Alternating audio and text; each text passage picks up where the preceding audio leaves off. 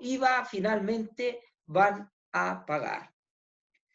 El otro impuesto importante es el impuesto a la renta.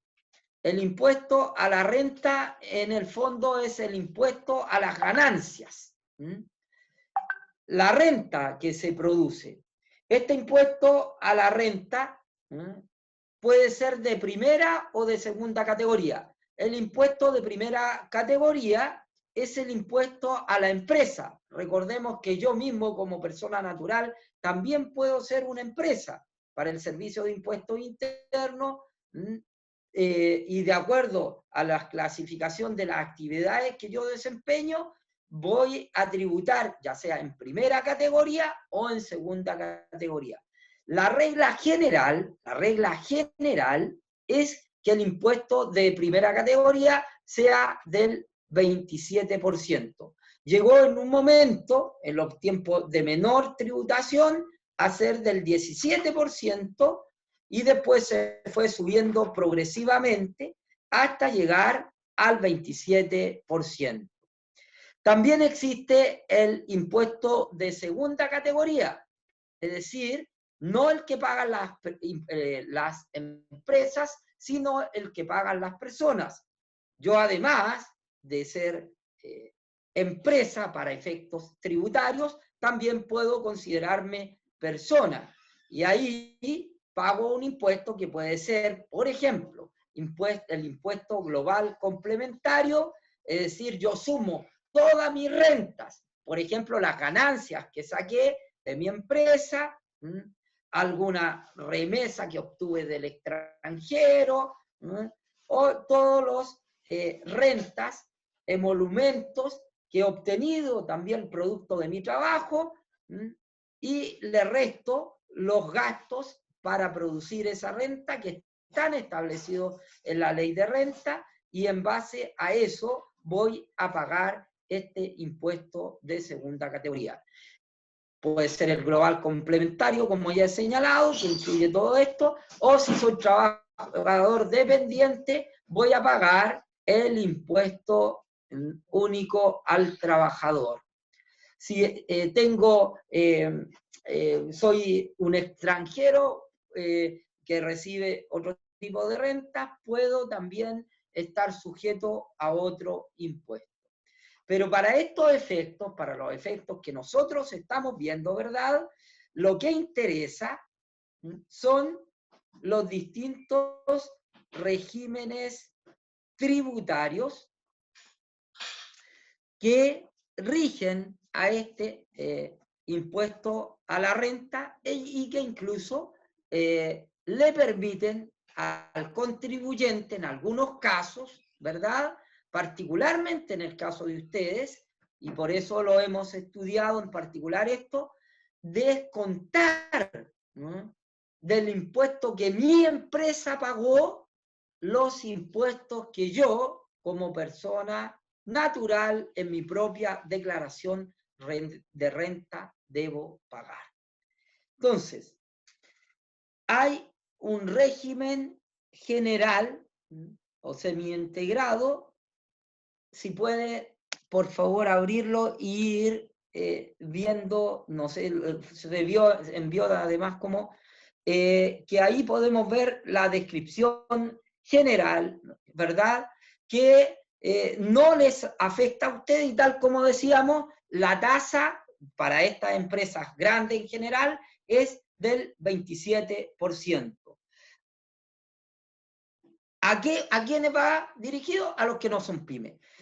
Por eso, no sé si sea ya útil considerar, pero ustedes lo pueden ver si es que les interesa, pasaríamos al tiro a los siguientes regímenes especiales para no perder el tiempo, porque tenemos que hacer otra cosa. Quizás abramos la tasa de ppm, por favor, si podemos más abajo. La tasa de ppm, que se determina año a año y es variable. Y el tipo de contabilidad, porque esos son como elementos clave que vamos a poder comparar. Como ustedes ven, dice contabilidad completa.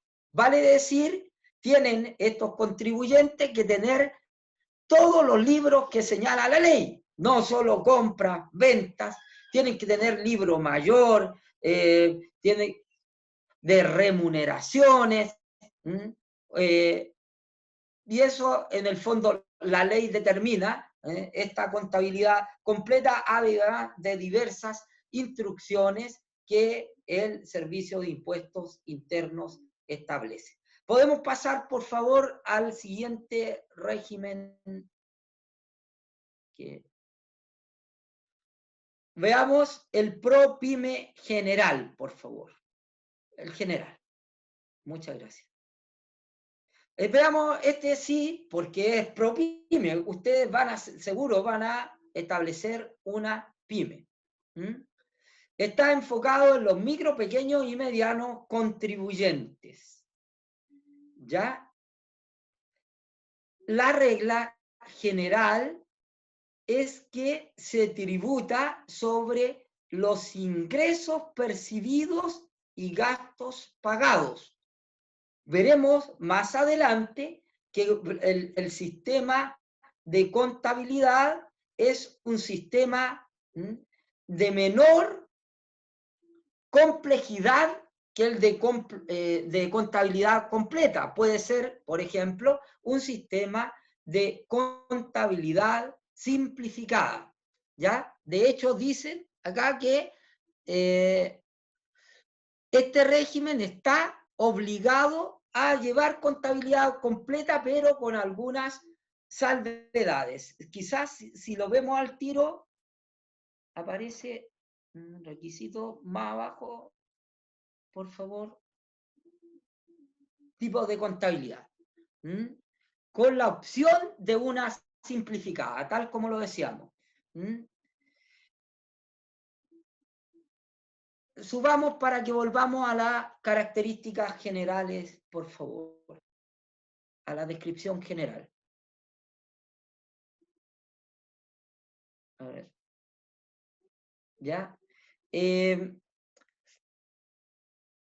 Están afectos al impuesto de primera categoría, pero aquí ya vemos una diferencia. Veíamos que para las empresas grandes el impuesto de primera categoría era del 27%. Aquí es un poquito menos, es del 25% y tributan en base a los retiros, es decir, a lo que se saca de la empresa, a las remesas, a estos retiros hacia el extranjero que se producen, ¿no? o desde el extranjero, o distribuciones efectivas que hagan los socios, y sumamente importante, con imputación total del crédito por impuestos de primera categoría en los impuestos finales que les afecten. O sea, yo retiro de acá, pero lo que he pagado en mi empresa, después cuando hago mi declaración personal de renta, yo debo hacer una declaración por la empresa y debo además hacer una declaración como persona natural, y en esa declaración como persona natural digo, pero esto que yo pagué como empresa lo puedo descontar de acá. O sea, ahí ya viene una diferencia importante. ¿A quién está dirigido? ¿Podemos pasar, por favor? La siguiente, aquí, a los micro, pequeños y medianos contribuyentes. O sea, a ustedes. Los requisitos. Ahí están los montos, para qué vamos a entrar, ustedes pueden sacar la cuenta, digamos, y cuáles son los beneficios y características. Lo hemos en cierta manera enunciado, pero veamos qué nos dice la página. Lo que recién decíamos, que tributaban en base a los ingresos, y como tenían contabilidad simplificada, vamos a tener este registro de compras y de ventas y vamos a hacer la resta respectiva. El contador nuestro va a poder hacer esta operación y en base a eso vamos a tributar, lo que resulta bastante simple además. No aplica la corrección monetaria. ¿Qué es la corrección monetaria? Es la subida del IPC, en términos simples. La existencia e insumo al término del año se reconocen como gastos. O sea, lo que yo tengo, por ejemplo, que compré, tengo una peluquería, no sé de peluquería, pero me imagino que estas cosas que echan en el pelo, los champús, etcétera, son, y las boletas que puedo exhibir como eso, son considerados gastos. Aplica la depreciación instantánea de su activo fijo. ¿Qué significa esto de la depreciación y de la depreciación instantánea en particular? Significa que si yo compro, por ejemplo, tengo unos colectivos, yo compro el auto tiene un avalúo fiscal. De partida, si es efectiva, ya no va a ser el avalúo fiscal, va a ser al avalúo comercial, lo que realmente tengo que demostrarle al tribunal, a impuesto interno, cuánto me costó realmente. Entonces, yo al segundo año ya puedo, en algunos casos, ir rebajando del 10% cada año. En otros casos, la ley me permite rebajar de 1/3 cada año. Aquí aparece una depreciación instantánea de su activo fijo. ¿Ya? Y ya decíamos, determina la base imponible por un procedimiento simplificado, está liberado de mantener ciertos registros, en base, no alcanzo a leer bien, disculpen, tengo renta o continua, ya no aplica el orden de imputación para los retiros de alguna manera, y la remesa, ya hablamos de eso, aplica la tasa del ejercicio para asignar el crédito por impuesto de primera categoría. Ya lo señalábamos, que yo pagué por la empresa y después puedo imputar que pagué para rebajar mi propio impuesto personal. Utiliza tasas fijas de PPM, y etcétera, que los otros son ya temas menores. El tipo de contabilidad ya lo vimos, y la tributación la vimos, creo. Nos falta la tasa de tasa de impuesto primera categoría, veamos, el 25%, como veíamos, no el 27%. Y la tasa del PPM, ahí está lo que también explicaba ayer Marcos Terroba, en el sentido de que en el primer año de inicio es solo el 0,25% de las ventas, y si los ingresos, es decir, las ventas brutas del giro anterior no exceden de 50.000 UF, es el 0,5%, y si los ingresos brutos del año anterior exceden de 50.000, el 0,5%. Ahí están los registros que deben llevar, por favor. Registro de rentas exentas, y que no se acojan a documento tributario electrónico, donde deberán informar sus movimientos patrimoniales. O sea, si yo en el ejemplo anterior llegaba y vendía el vehículo que me compré, yo voy a tener ese ingreso extraordinario por la venta del vehículo que realicé. Entonces, eso va a ser ingreso que por supuesto voy a tener que considerar también, porque ya ha dejado de formar parte de mi activo fijo. estos temas hemos tratado de simplificarlo lo más que hemos podido, son tremendamente complejos, ¿ya? Y ahora vamos a ver el sistema ProPyme transparente. ¿Ya?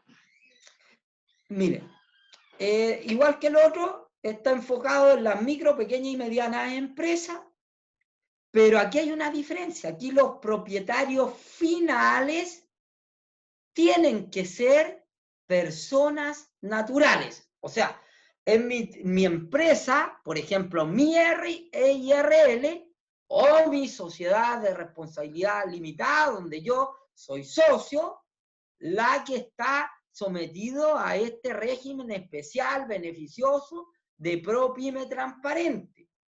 Pero yo podría eventualmente, especialmente la sociedad de responsabilidad limitada, ¿eh?, tener como socio otra sociedad de responsabilidad limitada, o tener incluso una sociedad anónima como socio. Y en ese caso ya no puedo ocupar el ProPyme, ¿ya? En el caso de las sociedades por acciones, veíamos ayer que estas podían a su vez también comprar acciones de otras empresas, o una sociedad de responsabilidad limitada o otra sociedad podría comprar acciones de la sociedad donde yo tengo, de mi sociedad por acciones. Pero en todos estos casos, ya no serían los socios personas naturales y en consecuencia no se le aplica el ProPyme. Por lo tanto, no se podrían ver beneficiados con esto. También pueden ser las personas no domiciliadas en Chile. ¿Por qué? Porque esas tributan en su país. Esa es la razón por la cual el Estado chileno le dice, ya, de acuerdo, le permito, y hay tratados de doble tributación, vale decir, tratados que impiden que una persona tribute por las mismas rentas, por ejemplo, porque importa de la China, entonces sería injusto que el chino que hizo ese producto tribute allá y después tenga que tributar el que compra acá, sin perjuicio, por supuesto, del IVA, por esa misma ganancia, entre comillas, que ha obtenido, que es el impuesto a la renta. ¿A quién va dirigido? Ya lo decíamos. Los requisitos, por favor.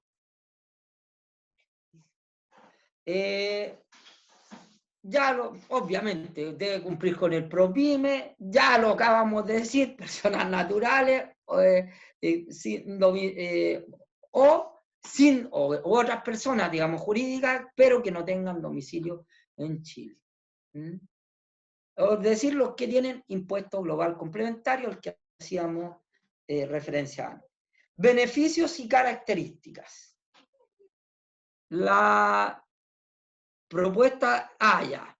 Esto es sumamente importante. Aquí el propio servicio de impuestos internos, en base a los PPM que yo he ido pagando, en base a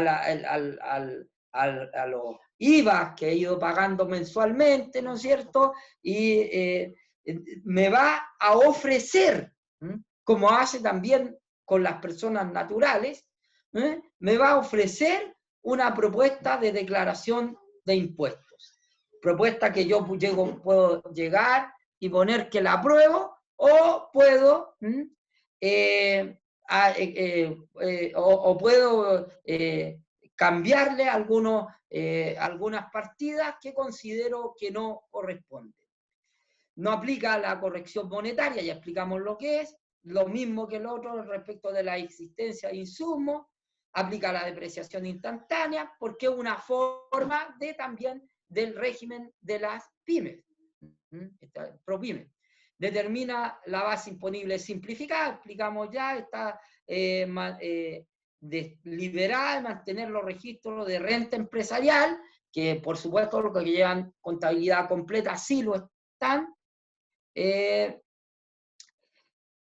Determina un capital propio tributario simplificado, utiliza tasas fijas de PPM, puede acceder a un informe de situación tributaria que le permite tener acceso a esto. Es sumamente importante y lo explicaba una colega de ustedes mucho mejor de lo que podría hacer yo, porque ella vivió haciendo esto, ¿verdad? Que en el fondo, cuando obtenemos nuestra, ya constituimos nuestra empresa legalmente, entonces los bancos otorgan una línea de crédito que no es en verdad una cuenta corriente, porque no tiene línea de sobregiro, no tiene tarjetas bancarias, y en la medida en que van generando utilidades o generando patrimonio más que utilidades,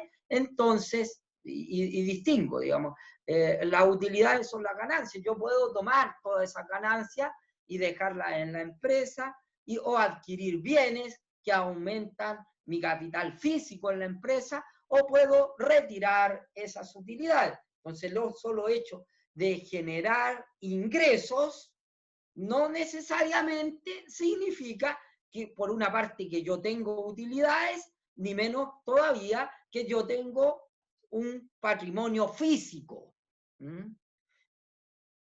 Eso. Y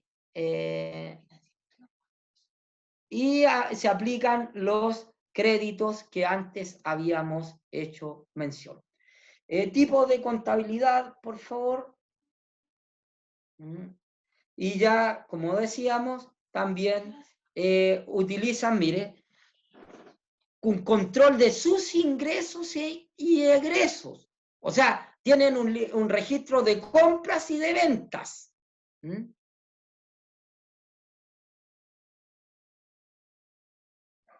Incluso hay algunos, los que tienen, los que tienen menos ventas todavía, que llevan un registro, solo un registro de ingresos y egresos.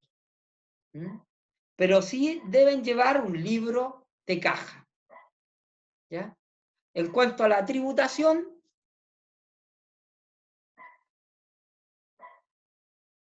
la empresa está liberada, miren, está liberada del impuesto de primera categoría.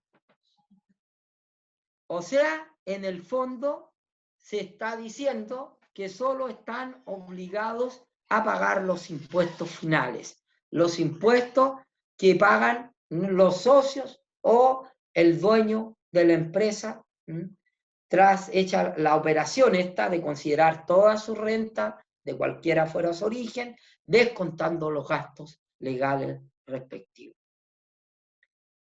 Tasa del impuesto de primera categoría, lo ratifica lo dicho recién, liberado del impuesto de primera categoría, o sea, 25%, 27%, no, 25% tampoco, o sea, estas ProPymes son un gran beneficio tributario, y ustedes están justo en el tiempo, porque esto termina ahora el año 2021, a menos que se alargue, pero en principio termina el año 2021.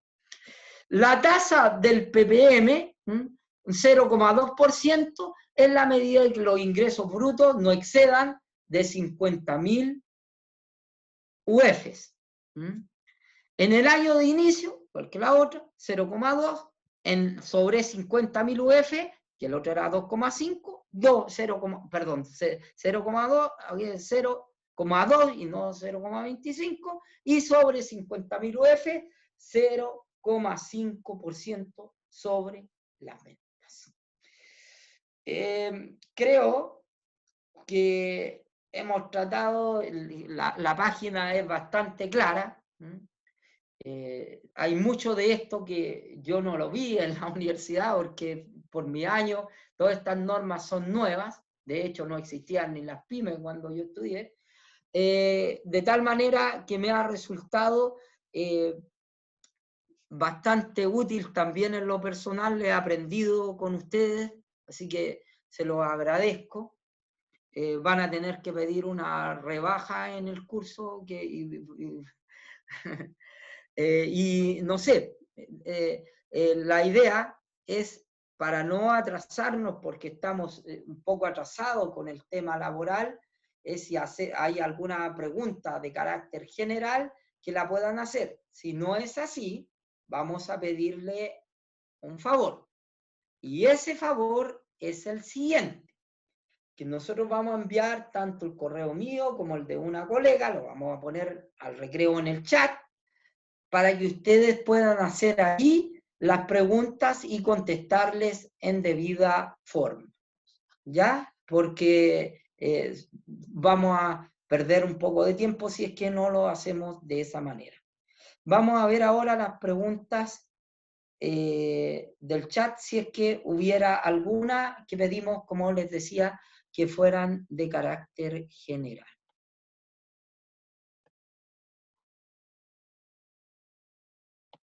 Vicente, ¿hay alguna? No, todavía, Adonis.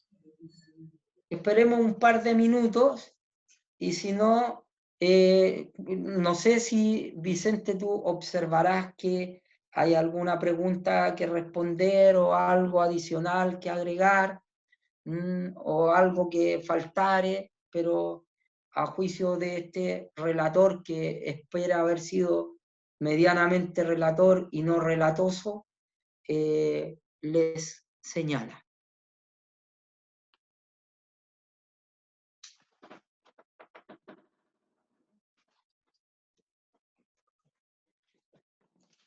La respuesta a Paulina Ferretti es que sí, efectivamente. Mire, los regímenes no dependen de la naturaleza jurídica de la empresa. Ya la pregunta es, la repito, si los tres regímenes aplican para la EIRL, SPA o limitada. La respuesta es que no depende de la naturaleza jurídica, es decir, si es una u otra empresa de estas que usted ha señalado, sino que depende de la cantidad de ingresos que ustedes tengan, el régimen tributario que se les aplica. Yo entiendo, sí, y Patricia Miranda complementa, si yo empiezo con menos de 50 UF, es que los regímenes es para IRL. Sí y no. Generalmente un IRL va a ser menos de este monto, pero no eran 50, eran mucho más, eran 50.000, creo. Ya. Este régimen es para todas estas empresas en la práctica. ¿Por qué? Porque ninguna, a ver, como dice el dicho, nadie nace grande. Algunos dicen que el Colo-Colo, yo no pienso lo mismo, pero nadie nace con 50.000 UF y pone una empresa. Lo más probable es que no sea así. Y si pasa los tramos, ya va a tener que empezar a tributar según el régimen general. Ya no va a tener derecho a este ProPyme. Se me olvidaba otro régimen importante que para ustedes también es aplicable, el de renta presunta, que se refiere a 3 materias, si mal no recuerdo, porque ustedes perfectamente podrían desarrollar actividades agrícolas, de transporte o minera. Si ustedes tienen cualquiera de estas 3 actividades, entonces tienen un sistema de renta presunta. Y esos son los requisitos. ¿Y cuál es la renta presunta? ¿Por qué es renta presunta? Porque la renta se presume sobre una base, eso se me olvidó contarles respecto de los impuestos. Los impuestos son una obligación jurídica, hay un sujeto activo, el fisco, un sujeto pasivo, el contribuyente, pero a su vez hay un hecho grabado, Es decir, ¿por qué razón yo pago?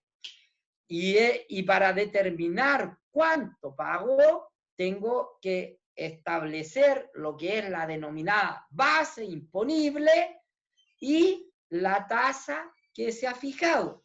Pues bien, ¿cuál es la base imponible en estos impuestos de renta presunta? La base imponible es, por ejemplo, en el transporte, el valor que para impuestos internos, el avalúo que tienen los vehículos que utiliza la empresa. ¿Ya? En el caso de la relativa a la minería, tiene que ver también con el porcentaje de avalúo fiscal de la entidad que se está explotando. ¿Ya? La tasación de los vehículos, que es la base imponible en el caso de los vehículos, es la tasación fiscal y no la comercial. Eso sería lo que nos faltaba, ¿ya? Entonces, ahora sí, si no hay más preguntas, haríamos un descanso para iniciar el segundo módulo. No alcanzo a ver aquí el chat como lo veía recién, no sé por qué se me cambió.